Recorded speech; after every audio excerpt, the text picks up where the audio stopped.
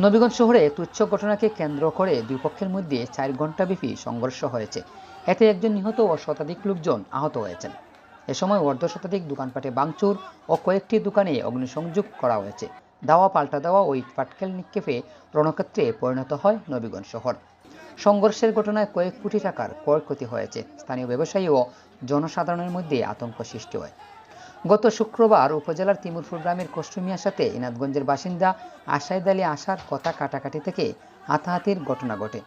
এতে আশায়েদ আলী আশার পক্ষ নেয় আনমনু গ্রামের লোকজন। এর জের ধরে ওই দিন রাতে কয়েকটি দোকানে ভাঙচুরের ঘটনা ঘটে।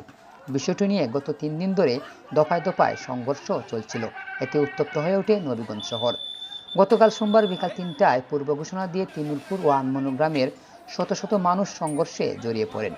সংঘর্ষে দাওয়া পাল্টা দেওয়া ও ইটপাটকেল নিক্ষেপ করা হয়। সংঘর্ষ চলাকালে কয়েকটি ব্যবসা প্রতিষ্ঠানে আগুন দেওয়া হয়।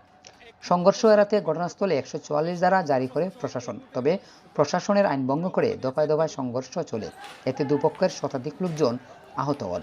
এর মধ্যে পূর্ব তিমুরপুর গ্রামের আওয়াল মিয়ার ছেলে অ্যাম্বুলেন্স চালক ফারুক মিয়াকে আশঙ্কাজনক অবস্থায় উদ্ধার করে সিলেট ওসমানী মেডিকেল কলেজ হাসপাতালে নিয়ে যাওয়ার পথে তার মৃত্যু হয়।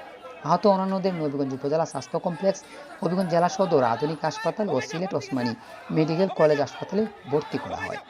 খবর পেয়ে নবীগঞ্জ থানা পুলিশ ও সেনাবাহিনী ঘটনাস্থলে পৌঁছে পরিস্থিতি নিয়ন্ত্রণ করে।